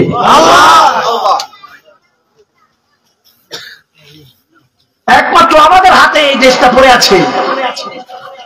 এখন আপনার বাইরে গিয়ে খারাপ হওয়া লাগে না, আপনার ঘরে ঘরে সন্তানরা এখন খারাপ। গুনাহ করার জন্য হুজুর গুনাহ করার থেকে বাঁচতে চাই, পাচ্ছি না, কি করতে পারি? প্রায় প্রশ্ন আসে। আমি বললাম কিভাবে কি করতে পারো? এক কাজ কর, তোমার কাছে অ্যান্ড্রয়েড বা অ্যাপেল কোন সেট আছে, মোবাইল আছে? বলে আছে। আমি বললাম ওটা বিক্রি করে একটা ছোট্ট যে 1600 ছিল না আগে নোকিয়া, ওটা কিনে নাও, দেখবো অনেক গুনাহ থেকে বেঁচে গেছো। সুবহানাল্লাহ বললেন। ঘরে বসে গুনাহ করছে, জেনা করছে, চোখের জেনা, হাতের জেনা, লজ্জাস্থানের জেনা, খবর নাই বান্দা। দরজা বন্ধ করে অন্ধকার করে ঘরকে আলোকিত নয়, অন্ধকার করে গুনাহ করছে, কিন্তু খবর নাই যিনি দরজার নিচে দিয়ে কিংবা জানালার ফাঁকে দিয়ে যিনি অক্সিজেনটা পাঠিয়ে দিয়েছেন সে রব্বুল আলামিন সবই দেখে। ভাবছে কেউ দেখে না, কেউ দেখে না। যখন সুদ ঘুষ খায় মনে করে কেউ জানে না, দেখে না, কিন্তু মনে রাখবেন যিনি আপনাকে চালাচ্ছেন, আপনার ভরণ পোষণ করছেন, তিনি দেখে। তিনি কে? আওয়াজ দেয় না, তিনি কে? আপনার আমার জন্য নবীজি বেজ্জতি হচ্ছেন, মদিনাতুল মুনাওয়ারায় রাব্বি হাবলি উম্মতি বলে কাঁদছেন এখনো স্টিল। যারা মুমিন এখনো যারা মদিনা শরীফে যায়, নবীজির রওজা দিয়ে সামনে দিয়ে হেঁটে গেলে আসসালামু আলাইকুম ইয়া রাসূলুল্লাহ বলে ডাক দিলে আওয়াজ শুনতে পায় ওয়া আলাইকুম আসসালাম ইয়া উম্মতি। সুবহানাল্লাহ। অসংখ্য মুমিন এখনো জিন্দা আছে। মুমিন না থাকলে তো কিয়ামতই হয়ে যেত। মুমিন আছে, আপনি আমি চিনতে পারি নাই, মুমিনদের সঙ্গ জ্ঞাপন করতে পারি নাই। ওয়াকুনু মা সাদিকিন, আল্লাহ বলছেন সাদিকিন বান্দাদের সঙ্গ জ্ঞাপন করো, মুমিনদের সাথে থাকো। এই জন্য দরবার ইমামের দরবার শরীফে দেখবেন কোনো উল্টাপাল্টা কাজ হয় না। আলহামদুলিল্লাহ বলেন। কোনো কি উল্টাপাল্টা কাজ হয়? ওখানে বসে কেউ গাঞ্জা খায়? আওয়াজ দেন। গাঞ্জা খায়? ওখানে বসে কি কোনো ঢোল তাবলা বাজতেছে? কিছুই বাজতেছে না। কোনো উল্টাপাল্টা কাজ হচ্ছে না, কিছু হবেও না। কারণ আবেদ শর্মা যিনি শিখে গিয়েছেন সুন্নিয়ত কিভাবে করতে হয়, ইসলাম প্রচার কিভাবে করতে হয়। ঠিক না? আল্লাহর ওলিদের কথা তো বলি, সেই পথে মতো চলি না। সমস্যা এই জায়গায় আমাদের। ওই যে বললাম দুর্নীতিবাজটাকে আমরা নেতা বানাই, ইমামকে বানান, খতিবকে বানান, খতিব সাহেবকে বানান। আপনি নির্বাচনে দাঁড়ান, কমিশনার হিসাবে দাঁড়ান, ভোট আমরা দিব। আলহামদুলিল্লাহ বলবেন না? আলহামদুলিল্লাহ। বলবেন যে না আমি জীবনে রাজনীতি করি না, এটা কি বলবেন? আপনি দাঁড়ান, আমরা দেখব। প্রশাসন কি? প্রশাসন জনগণের খাদেম, ঠিক না? ইমাম সাহেবকে, খতিব সাহেবকে নেতা বানিয়ে দেন, কমিশনার বানিয়ে দেন, চেয়ারম্যান বানিয়ে দেন, এমপি বানিয়ে দেন, প্রধানমন্ত্রী বানিয়ে দেন, দেখবেন দেশ অনেক চমৎকার হয়ে চলছে। আগে আমিরুল মুমিনিন থাকতেন খলিফায়ে রাশিদিন, ইমামগণরা, উরতুল গাজী, ওসমান গাজী, সালাউদ্দিন আইয়ুবী নামের যোদ্ধা ছিল আমাদের, ফারুক আজমের মতো। হযরত ওমর ইবনুল খাত্তাব নবীজির দ্বিতীয় খলিফা, যিনি 40 দিন পরে যে রাস্তা দিয়ে হাঁটবে সেই রাস্তা দিয়ে শয়তান হাঁটতো। সুবহানাল্লাহ। পার্সোনালিটি, ওই হাফ প্যান্ট পরা পার্সোনালিটি মনে হয় আপনার কাছে ফুটবলে দৌড়াইতেছে, একটা বলের পিছনে 10 জন দৌড়ায়, ওটা আপনার কাছে পার্সোনালিটি মনে হচ্ছে। 2-3 জনকে ল্যাং মেরে রক্তাক্ত করছে, ওটা আপনার কাছে পার্সোনালিটি মনে হচ্ছে। যুবক, আপনি ধোঁকা আছেন। আপনি যাদেরকে পার্সোনালিটি মনে করছেন যে তাদের আভিজাত্য, ব্যক্তিত্ব কত সুন্দর, তাদের পার্সোনালিটি না। 40 দিন পরে যেই রাস্তা দিয়ে হযরত ওমর হেঁটে যেতেন, হযরত আলী হেঁটে যেতেন, সেই রাস্তা দিয়ে ইবলিস হাঁটতো না। যে আমাদেরকে, আপনাকে ওয়াসওয়াসিল খান্নাস নামের খবিশ শয়তান যে আমাদেরকে ধোঁকায় ফেলে রাখছে, সেই শয়তানদের সম্রাট ইবলিস, সাবেক মুআল্লিমুল মালায়েকা, ফেরেশতাদের টিচার, শিক্ষক ছিল। সে পর্যন্ত 40 দিন পরে যে রাস্তা দিয়ে হযরত ওমর রাদিয়াল্লাহু তাআলা হেঁটে যাবে, সেই রাস্তা দিয়ে হাঁটতো না। ওয়ার্ডের পার্সোনালিটি, কি ব্যক্তিত্ব, সেটা হলো ব্যক্তিত্ব। আর যারা এরকম উল্টাপাল্টা কাজ করে, সতর উপরে সতর থাকে না, হাফ প্যান্ট ঘুরে বেড়ায়, এরা কখনো ব্যক্তিত্ববান, পার্সোনালিটিবান হতে পারে না। এরা হলো এন্টারটেইনার, এরা হলো বিনোদন দানকারী। ঠিক কিনা? আল্লাহ আমাদেরকে এগুলো বুঝ দান করুক। আমিন বলেন। আমিন বলেন। কষ্ট পাইছে হুজুর, আপনাকে ওয়াজ করতে আনছি, আপনি ব্রাজিল আর আর্জেন্টিনা, পর্তুগাল এগুলো ধুয়ে দিলেন। ধুইলাম না বাবা। খেলা দেখে, এন্টারটেইনমেন্ট, বিনোদন ইসলামে জায়েজ আছে কিনা? আছে, আছে, আছে, নাই বলছি না, আছে। বিনোদন, এন্টারটেইনমেন্ট জায়েজ আছে। খেলা দেখুন না, সমস্যা নেই, খেলাধুলা দেখুন। কোরআন সুন্নাহর কথা আমি তাফসীর গুলি কেন করছি? এটা করছে হলো আমাদের যুবকদের ব্রেনটা ইহুদি নাসারা ওয়াশ করে দিচ্ছে, ঠিক কিনা? আমি আজকে যা তাফসীর করে যাব, ওয়াশ করে যাব, আগামী কালকে বোমা মারলো একটা শব্দ বের হবে। কেন জানেন? কারণ অর্ধেক হলে এটা মোবাইল আওয়াজ দেয়। কেন কি ভুল বলছি? অর্ধেকই মোবাইল। আগের দিনের ভালো ওই যেগুলো সেট কিনছি 1200-1600 নোকিয়া, যেগুলো এগুলো খুব ভালো ছিল, 3 ঘন্টা চার্জ দিলে 3 দিন চলতো। এখন 5 ঘন্টা চার্জ দিলে আধা ঘন্টা চলে। বুঝবেন না তো এগুলো ইহুদি নাসারাদের ষড়যন্ত্র, বুঝবেন না আপনারা? কারণ আপনি আমি বসে আছি কি জানেন? আপনি আমি বসে আছি মুসলমান আলাদা করতে হবে। নবীজির কিয়াম, মিলাদ, নূর, এগুলো হাজার নাজার, এগুলো নিয়ে ওয়াজ উঠলে, ময়দানে উঠলে হুজুরা খালি এগুলো অমুকরে গালি, অমুকরে গালি না। মুসলমান এক কাতারে থাকতে হবে। আলেম হয়ে আলেমকে কুতুক্তি করা যাবে না, ঠিক না? মানে তাফারুকু, কখনো বিশৃঙ্খলা যাবে না। আল্লাহ বলেছেন ওয়াতাসিমু বিহাবলিল্লাহি জামিআ, আল্লাহর রশি ধরে রাখো। রশিটার নাম হলো রাসূলুল্লাহ। সুবহানাল্লাহ। নবীজির নামে রশিটা ধরে রাখো। আলেম হয়ে আলেমকে ছোট করা যাবে না, মুসলমান হয়ে মুসলমানকে ছোট করা যাবে না। মুসলমান তো রসুলের কোয়ার মতো এক থাকার কথা। আপনি একজন যখন চিন্তা করছেন, তখন আপনি একজন ব্যক্তি। যখন আপনি সারা বিশ্বে মুসলমানদেরকে নিয়ে চিন্তা করছেন, তখনই তো আমরা শক্তি, ঠিক না? ঠিক না? বলবেন তো আপনি একজন চিন্তা করবেন, একটা মাত্র ব্যক্তি, যে কেউ এসে আপনাকে মেরে দিয়ে যাবে, খবর পাবেন না, কেউ আপনাকে হেল্প করবে না। যখন তাম মুসলিম উম্মাহকে নিয়ে চিন্তা করবেন। আর আপনি দেশের মুসলমানদেরকে নিয়ে, আলেম দ্বীনদেরকে নিয়ে ছোট করছেন, ক্রিটিসাইজ করছেন। আমাকেও করে, আমার বাদ দেয় না, আমাকেও বাদ দেয় না সোশ্যাল মিডিয়াতে। ওই শুধু টেনশন হলো এটা যে মাকদুম শাহ মাদানী, আবেদ শাহ মাদানী বড় নাতি, এত মানুষ কেন ভালোবাসে, লক্ষ লক্ষ ফ্যান ফলোয়ার এত ভালো কেন বাসে? আমি বললাম ইজ্জতের মালিক আল্লাহ, আমি ভালোবেসে যাচ্ছি, আল্লাহ ইজ্জত বাড়িয়ে দিচ্ছে। আলেমে দ্বীনদের অন্তর হতে হবে পূর্ণ পবিত্র, ভালোবাসা উঠাই দিচ্ছে সোশ্যাল মিডিয়াতে 70-80,000 1 লাখ টাকা ছাড়া মাকদুম শাহ মাদানীর ডেট পাওয়া যায় না। আমি বাবাকে বলি, হুজুর বাবা আমাকে কত টাকা দিছে? ডেট পাইছেন তো বাবা? আপনাদেরকে ডেট দিছি তো? আওয়াজ না, ডেট দেয়নি আপনাদের? আজকে 3 বছর ধরে দিয়ে যাচ্ছে, কি টাকা টুকা দেওয়া লাগে? এখন দূরের সফর, অনেক সফর, একই ডেটে শিডিউল যদি 3টা থাকে, আমি কেমনে দিব? আমি তো একটা মানুষ, ঠিক না? আমার ঢাকা একটা শিডিউল, পাবনা একটা শিডিউল, সিলেটে একটা শিডিউল, আমার কি পাখা আছে আমি উড়ে যাবো? তখন কিছু ক্ষেত্রে ভাই বাবারা প্লেনের ব্যবস্থা করে, হেলিকপ্টারের ব্যবস্থা করে। ওটা তো আমি করি না, তেনারা করে যারা আয়োজন করছে, ঠিক কিনা? আপনারা কষ্ট পাচ্ছেন বাবা? আমি তো এগুলো বলি না যে আমার জন্য হেলিকপ্টার লাগবে, প্লেন লাগবে। আমি বলি যাতায়াতের সুবিধার কারণে। কারণ যদি একটা প্রোগ্রাম সৈয়দপুর থাকে, ধরেন সেই নীলফামারী, আমি ঢাকায় একটা পরের দিন প্রোগ্রাম, আমি কি গাড়িতে এসে কুলাতে পারবো? পারবো না, তখন প্লেনের ব্যবস্থা করবো। এখন সেটা ভাড়া দিচ্ছেন আমাকে তো না, ওই 50-60,000 যে ভাড়া দিচ্ছেন ওটা তো ওই সব প্লেন হেলিকপ্টার ভাড়া দিচ্ছেন, আমাকে তো না। আমার তো সেই যা দেওয়া সেটা দিতেছেন, সিরা ফাটাটাই ধরা দিতেছেন। হুজুর তার করে না, বিসমিল্লাহ পকেটে লে যায়, ভাই জেনে দিচ্ছে 500 টাকা 1000 টাকা, বেশিরভাগ সিরা ভাড়া। এখন ওটার জন্য তার আপনাকে ফোন দেন, বলি না যে কেন চিরাটা দিলে। আমার বিশ্বাস এদিক দিয়ে আমি চিরাটা নিছি, ওদিক দিয়ে কসকসা নোট আল্লাহ ব্যবস্থা করে দেন। জি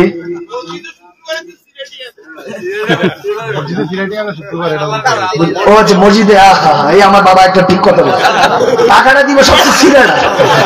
হাই হাই হাই হাই, দোয়া করে কি জানেন, মজার বিষয়, দোয়া করে হুজুর হাত তুলে, আল্লাহ আমাকে ক্ষমা করে দাও, মাফ করে দাও। এদিক দিয়ে নিজের ভাই, নিজের আপন রক্ত, জায়গা জমিনের জন্য ঝামেলা, মাফ করতে রাজি না। এদিক দিয়ে আল্লাহর কাছে ক্ষমা চাই, আমার মাফ করো। আছে কি নেই? কর্মের পর আল্লাহ 10 লাখ টাকা দাও, কসম তোমার দরবারে করতেছি, মসজিদে জুমার পয়রা 1 লাখ টাকা তোমার মসজিদে দিব। কয় লাখ টাকা দিতে? 10 লাখ চাইতেছে, 1 লাখ মসজিদে দেওয়ার দিবে। নাউজুবিল্লাহ বলবেন না?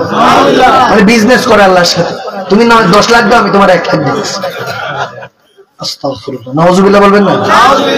দোয়া করবেন, আল্লাহ মা বাবাকে হেদায়েতের পথে রাখো। আমার বউ, স্ত্রী, সন্তানকে যেভাবে ইহুদি নাসারারা চালাচ্ছে, আমরা তো আলাদা হচ্ছি, আমরা তো বরবাদে আছি, সামনে দুর্ভিক্ষ আসতেছে, কিভাবে খেয়ে পরে বাঁচবো?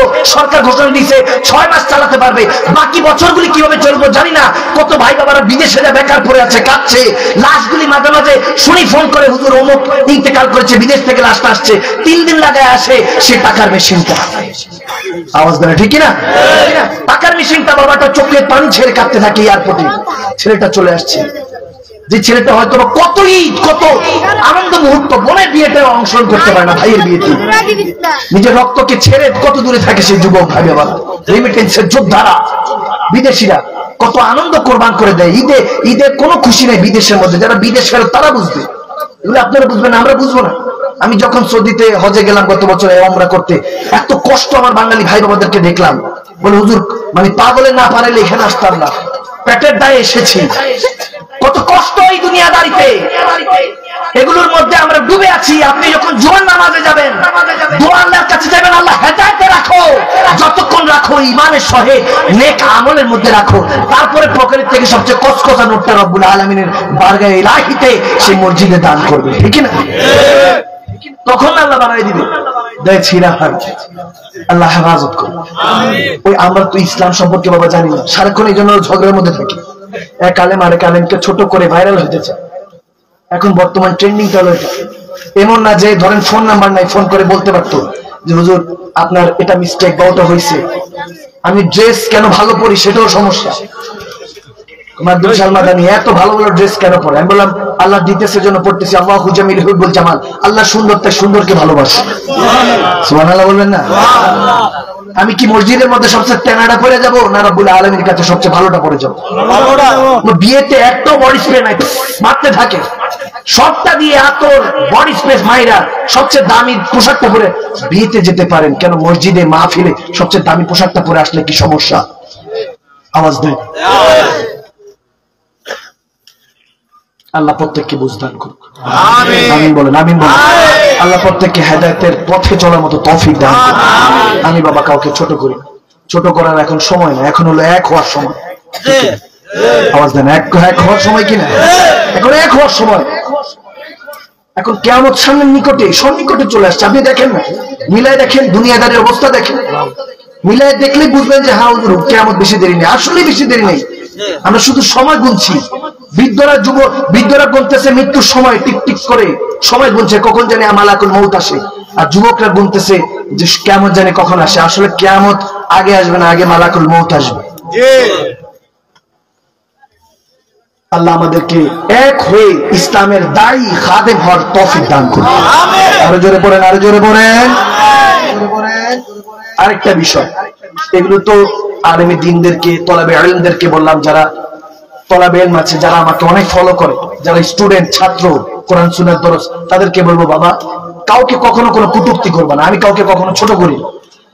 তুমি আমার বিরুদ্ধে যদি 1000টা গালিও লেখে, তুমি কখনো গালি দিবা না, তাকে ফুল দিবা।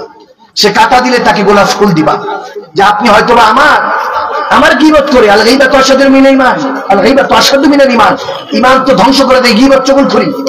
এজন্য বলে দিচ্ছি যে গীবত যে করছে, সে তোমার নেক আমলটা নিয়ে তার নেক আমলটা দিয়ে দিল, আমার বদ আমলটা নিয়ে গেল, তার তো কাটা দিবা না, তাকে ফুল দিবা। ঠিক কিনা? কারণ আমার আমল নামায় যে গুনাহটা ছিল, সেই গুনাহটা তার কাছে গেছে, তার সব আমার কাছে আসছে, তার তো টাকা দেওয়ার কথা, দরকার হলে বিরিয়ানি খাওয়ানোর কথা। ঠিক কিনা? নেক আমল সে এখন আমার বিরোধিতা করছে, আমার ব্যাপারে উল্টা পাল্টা বলছে। ধরেন আর কি, যে আমার হুজুর আমার ব্যাপারে উল্টা পাল্টা বলে, এলাকার মধ্যে এটা সেটা বলে, যে আসি কেন নামাজ পড়তেছো, দেখছি না পিছনে কয়দিন আগেও সিপাই গিয়ে সুকটান দিছ, আছে কিনা?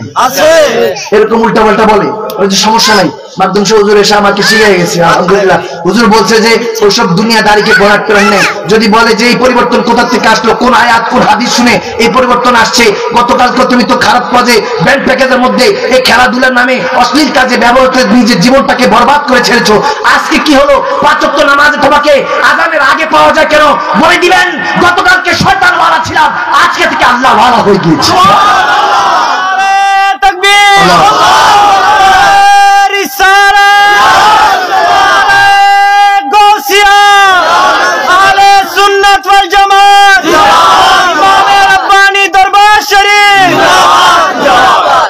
আল্লাহ কবুল করুক, আমিন বলেন। বুঝতে পারছেন তো? আর কেউ কিছু বললে গায়ে মাখবেন না। কেউ কিছু যদি আপনাকে ছোট করে কিছু বলে বা আপনাকে গালি দেয়, কিছু বলে, গায়ে মাখবেন না। আস্তে চুপ করে একটা মুচকি হাসি দিয়ে চলে যাবেন। আমি এমনিও বলি, সবকিছু গায়ে মাখলে লোশন মাখবো কোন জায়গায়? ঠিক কিনা? সবকিছু গায়ে মাখলে লোশন মাখবো কেন জায়গায়? আর এমনি তো শীত চলতেছে, ঠিক না? আল্লাহ বুঝার তৌফিক দান করুন, আমিন বলেন, আমিন বলেন।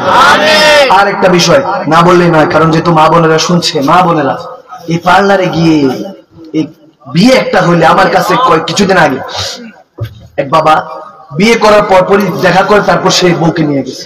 দরবারে ছিলাম, যে কোনো ভাবে হোক বাসায় ছিলাম, দেখা করে গেছে। তো আমি ওই বৌমাকে ডেকে দোয়া দিলাম, আমি বললাম যে পর্দা করে যাও, ঠিক মতো, দরকার নেই। তো যতটুকুই দেখলাম যে অনেক মেকআপ টেকআপ করছে আর কি।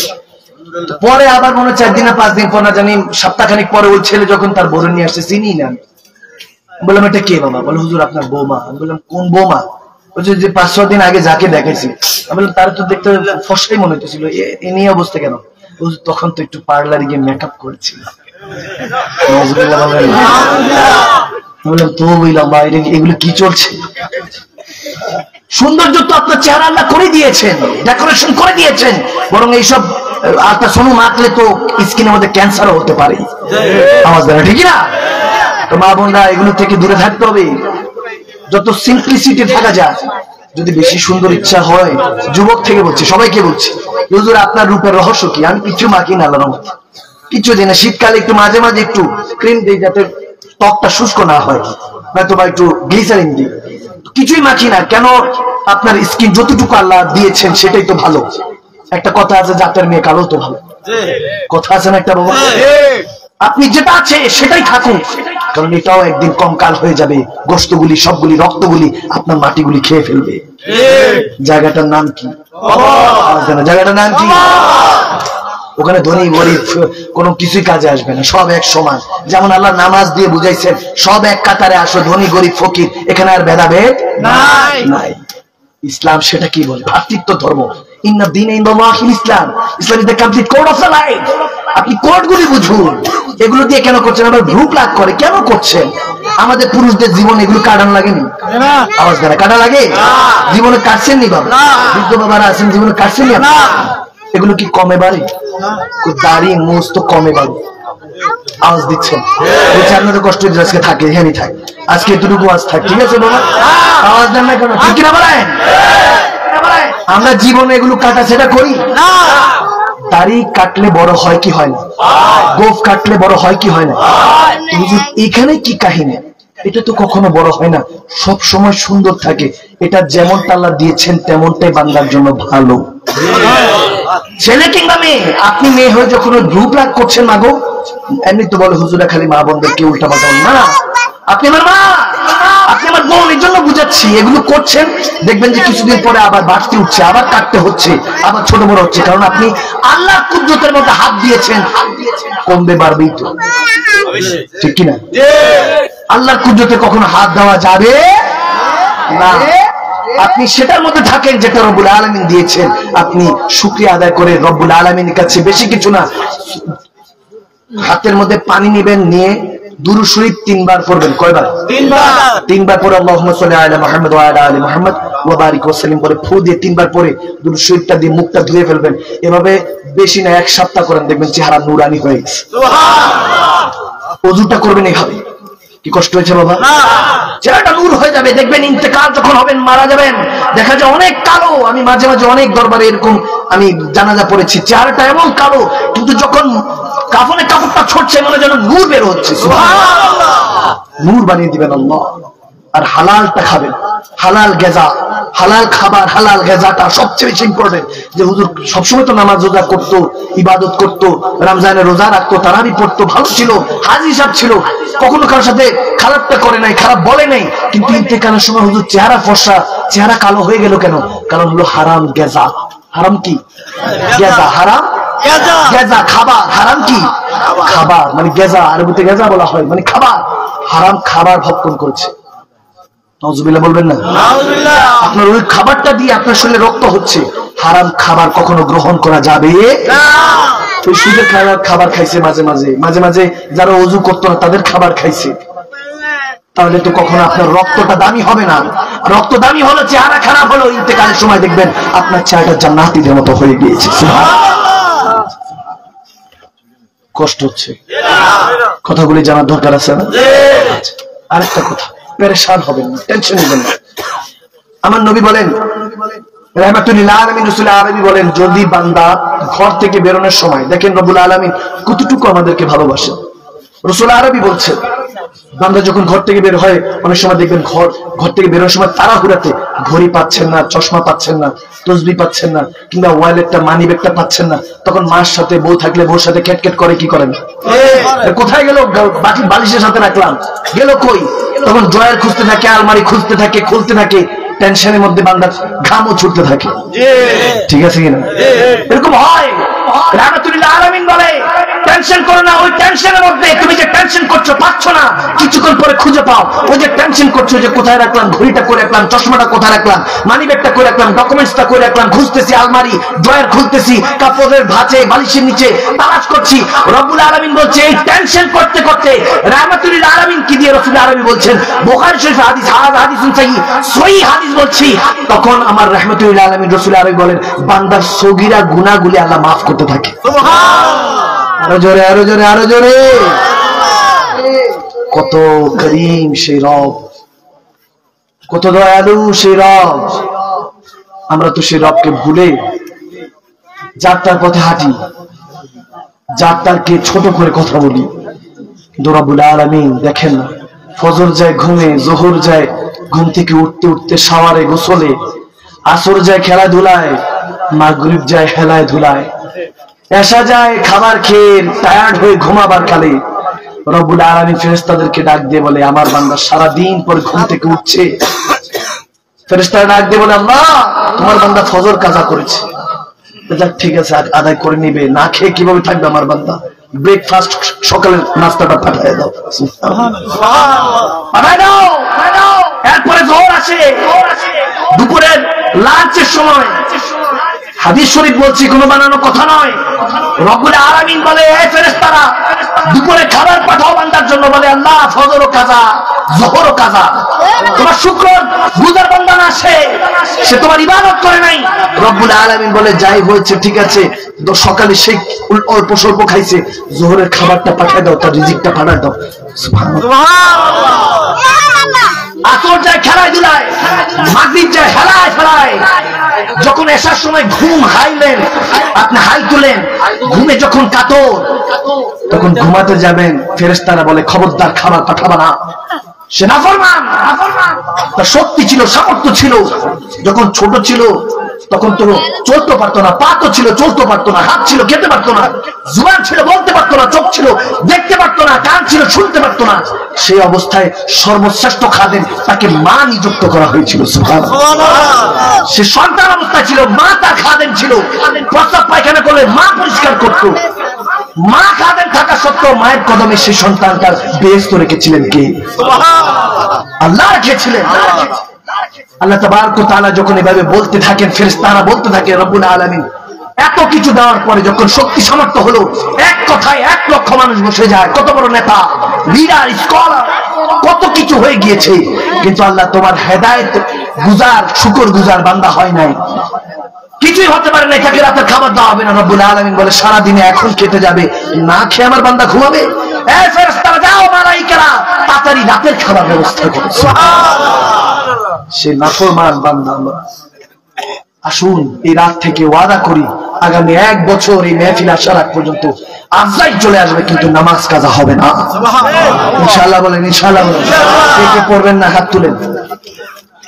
যাক, মনোযোগ আছে, মনোযোগ আছে। মনোযোগ না থাকলে জোশে তেমন হোস শেষ, দেশ শেষ, এই জোশে হোস শেষ।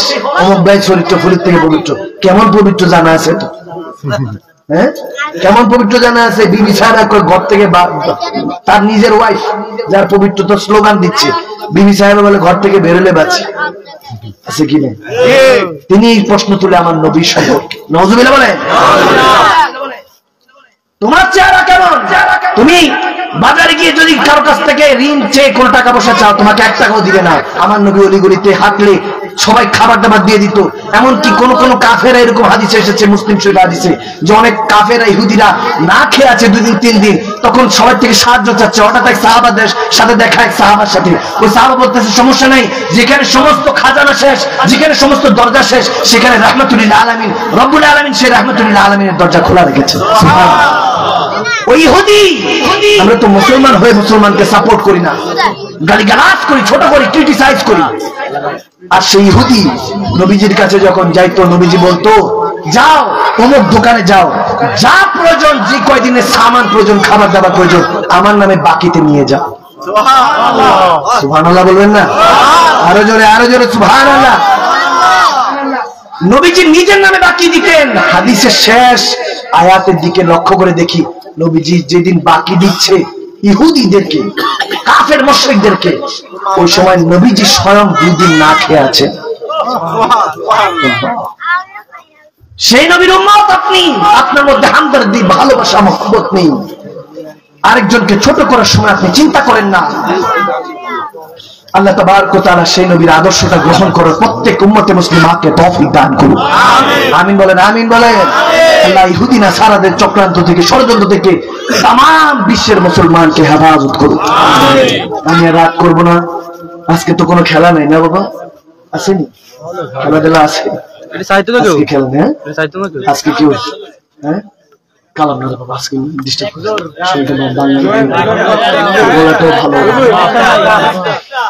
সবাই ঘুমাইতে হবে। অনেক যুবকরা দাঁড়ায় আছে, তারা যারা আছে আমার পা ব্যথা করছে। যুবকরা তো ঘুমাইতে হবে না, যুবক হ্যাঁ বাবা ঘুমাইতে হবে না? আমি সারা রাত করতে পারবো, বসে থাকতে পারবেন না আপনার? আমি সারা রাত করতে পারবো? পারবো? কে কে পারবেন হাত তুলেন। এটাই তো কল, এটা না করলে তো হবে না। আমার মাহফিলে আমি আপনার তিনটা চান্স দিই, অনেকে জানে। একটা চান্স মাশাআল্লাহ সসম্মানে ফেল করছেন, বাকি রয়েছে কয়টা? দুইটা। যতক্ষণ আছে ততক্ষণ মাহফিলও আছে। এই দুটা একবার এক দুটা হাত তুলতে পারলে আমি এখানে শেষ, আলহামদুলিল্লাহ। আর আমি তো ঘরের মানুষ, ইউটিউব ফেসবুকে তো দেখাই যায়, সমস্যা নেই, ওখান থেকে দেখে নিবেন। কেমন? আজকে যে কথাগুলি বলছি এগুলো যদি সোশ্যাল মিডিয়াতে যায়, প্রত্যেক যুবক ফেসবুকের মধ্যে হোক, ইউটিউবের মধ্যে, প্রোফাইলের মধ্যে আর গ্যালারির মধ্যে সেভ করে রাখবেন। কেমন? ইনশাআল্লাহ বলেন। ডাউনলোড করে সেভ করে রাখবেন। যেগুলো বলছি এগুলো মানার চেষ্টা করবেন। আল্লাহ তৌফিক দান করুক, আমিন বলেন। সমস্যা নেই। ওই চিপস নিবেন, কোক নিবেন, বসে ঘরের মধ্যে হেডফোন লাগায় ওয়াজ নসিহত শুনবেন, ঠিক কি না? চিপস খেতে খেতে, কোক খেতে খেতে ওয়াজ নসিহত শুনবেন, টাইমটা ভালো কাজে বার করবেন। এটা যেমন ভালো আছে, খারাপ সাইডও আছে। যেমন এটা যে মাঝে মাঝে তো এই মাইক্রোফোন দিয়ে ব্যাক প্যাকেজও হয় কি হয় না? হয়। আবার এটা দিয়ে আজকে তো তাফসীরও হচ্ছে, ঠিক না? তাহলে ভালো কাজ খারাপ কাজ সমস্ত কিছুর মধ্যেই থাকে। বান্দার ভিতরে ভালো খারাপ দুটোই থাকে, কিন্তু দেখতে হবে ভালোটা, ঠিক না? দেখতে হবে ভালোটা। আপনি ভালোটা তালাশ করতে পারলে দেখবেন আপনার অন্তরটা ভালো করে দিচ্ছেন আল্লাহ। সুবহানাল্লাহ বলে। আল্লাহ বুঝার তৌফিক দান করুন, আমিন। ফাত্তাবিউনি ইউহিব্বুকুমুল্লাহ। আয়াতে কারিমার শেষ অংশটা বলছি, যেটা আমি বুঝাতে চাচ্ছিলাম। একমাত্র নবীকে অনুসরণ করবেন, অনুকরণ করবেন, দুনিয়াদারি কোন লেজেন্ড নামের ফকিরদেরকে নয়, ঠিক না? নয়তো ভাই ক্রিকেটার ফুটবলার নামে কোন কাফের মুশরিকদেরকে নয়। মুসলমান ফলো করবে মুসলমানদেরকে, ঠিক না? মুসলমান ফলো করবে রাসূলুল্লাহকে, মদিনাওয়ালাকে ফলো করলে জান্নাতের ব্যবস্থা রেখেছেন কে? আল্লাহ। আওয়াজ দিয়ে বলুন কে? আর মা বোনেরা সুন্দর দেখে দেখে তো ফিট খাওয়া যায়, সুন্দর দেখে দেখে ফিট খাওয়া যায় না? আছে কিছু কিছু আছে, হুজুর মেসি দেখতে এত সুন্দর, আর আমার কাছে কি ফোন আসছে অবাক হবে। আজকে সব আমার এলাকার মানুষ তো এই জন্য এক্সপিরিয়েন্স গুলি শেয়ার করতেছে, এক্সপিরিয়েন্স শেয়ার করছে। এই জন্য প্রত্যেকটা ইতিহাসই এক একটা ঘটনা, এক একটা শিক্ষণীয় বিষয়, ঠিক না? দেখবেন কোরআন সুন্নাহর মধ্যে নবী রাসূলদের ইতিহাস, গল্প কাহিনী, ওলি আল্লাহদের ইতিহাস, গল্প কাহিনী। হাদিসের মধ্যে নবী রাসূলদের, ওলি আল্লাহদের, সাহাবায়ে রাসূলদের ইতিহাস, গল্প কাহিনী, ঠিক না? মানুষ ইতিহাস থেকে শিখে, অতীত থেকে মানুষ শিখে ভবিষ্যতের দিকে যেতে থাকে, ঠিক আছে না? কথা ঠিক আছে না? বর্তমান বলে কিছু নেই, বর্তমান বলে কিছু নাই। যদিও পাস্ট, প্রেজেন্ট, ফিউচার বলে আছে, অতীত, বর্তমান, ভবিষ্যৎ, তবুও এই প্রেজেন্ট বলতে, এই বর্তমান বলতে আসলে কিছু নেই। আপনি বলতে পারেন হুজুর কি বলেন, বর্তমানে তো আছি, এক সেকেন্ডেই মাত্র চলে গেছে, এটা তো অতীত, ঠিক না? সামনে যেটা আছে এটা তো ফিউচার, ভবিষ্যৎ। অতীত থেকে শিক্ষা গ্রহণ করবেন, ভবিষ্যৎ কিভাবে ভালো করা যায়, ঠিক না? আর বর্তমানে তো আপনি নিজে বর্তমান। এই বর্তমানকে শুধরাবার সবসময় টাইম টেবিলটা মেনে শুধরাবার চেষ্টা করবেন। উল্টাপাল্টা যে চলবে বলবে, খারাপ পথে আপনাকে চলাবার চেষ্টা করবে, তার সাথে কখনো সম্পর্ক রাখা যাবে না। যে বন্ধুটা শুধু টঙের আড্ডায়, খেলার মাঠে ডাকে, সেই বন্ধু দরকার নাই। যে বন্ধুটা মাঝে মাঝে হাইয়া আলাস সালাহ শুনে আপনাকে বলবে চলো বন্ধু, নামাজের জন্য আল্লাহ ডাকছে চলো, সেই বন্ধুটা প্রয়োজন, ঠিক কিনা? সেই বন্ধুটা প্রয়োজন। যে বন্ধুটা খালি খেলাধুলাই করে, শুধু টঙের আড্ডার মধ্যে, মাঠে ঘাটে দেখা যায়, খেলার মাঠে দেখা যায়, কিংবা টিভি স্ক্রিনের মধ্যে মাঝে মাঝে পাবজি, ফ্রি ফায়ার আছে তো, ওগুলোর মধ্যে দেখা যায়, সেসব বন্ধু কখনো কাজে আসবে না। যে বন্ধুটা আপনার হাইয়া আলাস সালাহ মুয়াজ্জিনের মাধ্যমে আল্লাহ ডাকবে, যখন আপনাকে স্মরণ করে দিয়ে চলো মসজিদে চলো, সেসব বন্ধু বানাবেন, কাজে আসবে, ঠিক না? আল্লাহ তাবারক ওয়া তাআলা এই সমস্ত কথাগুলি বুঝার তৌফিক দান করুন, আমিন বলেন, আমিন বলেন। নেক আমল করে রাসূলুল্লাহর পথে মতো চলে একদিন সোনার মদিনায় রাসূলুল্লাহর সদকায় আল্লাহ আমাদেরকে মক্কাতুল মুকাররমা, মদিনাতুল মুনাওয়ারায় যাওয়ার হাজির দেওয়ার তৌফিক দান করুন, আওয়াজ দিয়ে বলুন আল্লাহুম্মা আমিন। আর আমাদেরকে কোন একদিন শয়নে স্বপ্নে রাসূলুল্লাহকে খাবের মাধ্যমে, স্বপ্নের মাধ্যমে দিদার দিয়ে দিলটা মদিনা বানাবার তৌফিক দান করুন, আমিন। সেই নবীর দিদার তো সবাই চায়, ঠিক না? সেই নবীকে কত চমৎকার, যে নবীকে দেখে দেখে সাহাবারা গর্দান দিয়ে দিতেন, সুবহানাল্লাহ। ওদের যুদ্ধ, বদরের যুদ্ধের মধ্যে, বিভিন্ন যুদ্ধের মধ্যে দেখা যায় 313 জন সাহাবী ছিলেন মুসলমান, আর কাফের হলো 10,000। কয় হাজার? কাফেররা পালাচ্ছিল, পিছনের কাফেররা বলতেছে পালাচ্ছ কেন? মুসলমানের সংখ্যা মাত্র 200-300, আমরা তো 10,000, কত হাতি ঘোড়া সৈন্য সামগ্রী তলোয়ার নিয়ে এসেছি, মুসলমানরা তো বাঁচতে পারবে না। বলে না, পালাও পালাও। বলে কেন? বলে কেমন আজব টাইপের এই মুসলমান, এই মানুষগুলি, আল্লাহ মালুম, তাদের ইমানের জোরে এত দেখে আমি ভয় পাচ্ছি। কারো কারো গর্দান উড়িয়ে দিয়েছি, কারো কারো হাত কেটে ফেলেছি, পা কেটে ফেলছি, তারপর তাদের তলোয়ার চলছে, যুদ্ধ চলছে। ইমানের জোর ছিল। কাফের মুশরিকরা লুঙ্গি তুলে গো, এখানে কি যুদ্ধ করব? গর্দান পরার পর কেমনে তলোয়ার চলে। সুবহানাল্লাহ। কত পাওয়ার মুসলমানদের, জায়গায় বসে 800 দেখার ক্ষমতা আছে। সুবহানাল্লাহ বলে। সাইয়েদনা আব্দুল কাদের জিলানী গত মাসে গেল মোসবাকে ফাতিহা শরীফ, উলকুল সম্রাট, তিনি বলতেন নাযারতু ইলা বিলাদিল্লাহি জানাম। আল্লাহর ওলিরা বলতো নবী রাসূল না, নবী রাসূলের মাকাম তো তাহলে আরো উপরে। সাহাবে রাসূল, তিনি তো তাবী ছিলেন। সাইয়েদনা আব্দুল কাদের জিলানী বড় পীর সাহেব কাবলা গৌসে পাক তাবী ছিলেন, তাবীর উপরে হলো সাহাবী, সাহাবীর উপরে হলো নবী রাসূল। ঠিক না? তাবী হওয়া সত্য বলতেন নাযারতু ইলা বিলাদিল্লাহি জামান, আমি আমার হাতের তালুর মধ্যে আল্লাহর কুল কায়নাত দেখি। আল্লাহু আকবার, আল্লাহু আকবার। বলেন নাই বিলাদিল্লাহি সামা বিলাদিল্লাহি লাউ, আল্লাহর আসমান দেখি, জমিন দেখি না। বলেছেন বিলাদিল্লাহি জামান, যা ধরো হাজার মাখলুকাত, 80,000 আলাম, আরশ, কুরসি, জান্নাত, জাহান্নাম, আল্লাহ যা বানিয়েছেন আমাকে তা দেখার সুযোগ করে দিয়েছেন। সুবহানাল্লাহ। তাহলে ওই ক্ষমতা খালি সাইয়েদনা আব্দুল কাদের জিলানী বড় পীর সাহেব কেবলা পর্যন্ত না, আমরা হইতে পারি। হওয়া যাবে না? আমরা হতে পারবো। আমাদেরকে ক্ষমতা দেওয়ার জন্য আল্লাহ বসে আছেন, অফার করছেন। কুলিন কুনতুম তুহিবুনাল্লাহ, রাসূল আপনি বলুন, বান্দা যদি আমি আল্লাহকে ভালোবাসতে চাই, সুবহানাল্লাহ বলে, ফাত্তাবিউনি ইউহিব্বুকুমুল্লাহ, আপনি নবীকে অনুসরণ করুক, ভালোবাসুক। আপনি নবীকে যদি একবার সে পেয়ে যায়, ইউহিব্বুকুমুল্লাহ, সেই বান্দা আমি আল্লাহকে কি ভালোবাসবে, আমি আল্লাহ হয়ে সেই বান্দাকে ভালোবেসে বান্দা থেকে বন্ধু বানিয়ে দেই। সুবহানাল্লাহ। ঘোষণা কা আল্লাহ। তাহলে নবীর পথে মতো চলতে রাজি আছি মুসলমান? আওয়াজ দেন, রাজি আছি মুসলমান? কে কে রাজি আছি? দুই হাত তুলে দিয়ে নারে তাকবীর, নারে তাকবীর, নারে রিসালাত, আহলে সুন্নাত ওয়াল জামাত, ইমামে রব্বানি দরবার শরীফ, নারে তাকবীর, নারে রিসালাত। আল্লাহ আমাদের প্রত্যেকের হাজিরাকে কবুল করুন। আমিন বলেন, আমিন বলেন। আল্লাহ প্রত্যেকের সিনাটা মদিনার আয়না বানিয়ে দাও। বিশেষ করে মা বোনদেরকে বলবো, সন্তানকে শুধু ইংলিশ শিখাবেন না, অঙ্ক শিখাবেন না, মাঝে মাঝে আরবিটা শিখাবেন। আপনি যতটুকু পারেন ততটুকু শেখাবেন। আল্লাহ কবুল করুক। আমিন বলেন। যখন এই A for apple, B for ball, C for cat এগুলো শিখাচ্ছেন, মাঝে মাঝে শিখাবেন আলিফ তাল্লা বা তেবাইতুল্লাহ, ঠিক না? শিখাবেন। কায়দা পাওয়া যায়, আমপারা পাওয়া যায়, এখন আরবি বইগুলি পাওয়া যায়, বাজারে পাওয়া যায়, এনে শিখাবেন।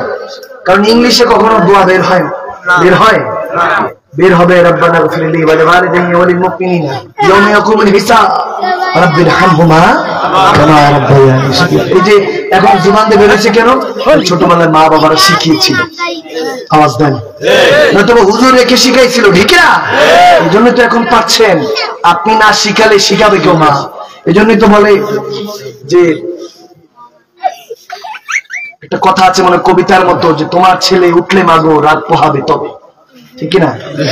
আমরা যদি না করি বা কেমনে সকাল হবে? তোমার ছেলে উঠলে মাগো রাত পোহাবে তবে, ঠিক না? এই জন্য সন্তানদেরকে সুসন্তান বানাতে পারেন। আর স্ত্রীদেরকে বলবো স্বামীর খেদমত করবেন, খাদেম হবেন। স্বামীর পা ধুয়ে দিবেন, জুতাটা আগিয়ে দিবেন যখন ঘর থেকে বের হয়ে যায়। স্বামীর হাতে চুমু খাবেন। এটা নবীজি এবং মায়েশা সিদ্দিকা খাতুনের জান্নাতের সুন্নাত। সুবহানাল্লাহ বলেন।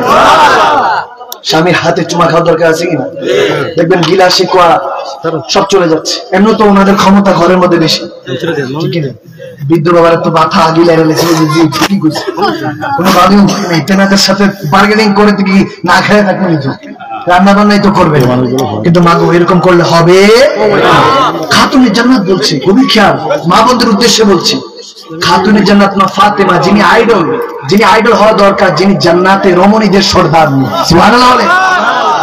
তিনি যখন শেরে খোদা আলী, হযরত আলী শেরে খোদা কারামাল্লাহু ওয়াজহুল কারীম বাইরে যেতেন, ঘরে না ফিরার আগ পর্যন্ত, ততক্ষণ পর্যন্ত মা ফাতেমা তাড়াহুড়া করে রান্না বান্না করে দরজার মধ্যে পিঠটা লাগায় রাখতেন। সুবহানাল্লাহ। এত আস্তে আর জোরে বলেন সুবহানাল্লাহ বলে। মা ফাতেমা পিঠটা দরজার মধ্যে লাগিয়ে রাখতেন। এমন হতো যে মওলা আলী শুধু একটু দরজার মধ্যে টোকাটা একটু, মানে একটা টোকার জায়গায় দুইটা টোকা দেওয়া লাগতো। নক করার সময় একটা টোকা দেওয়ার সময় দুইটা টোকা দেওয়া লাগতো না, এক টোকাই দরজাটা মা ফাতেমা খুলে দিতেন। সুবহানাল্লাহ।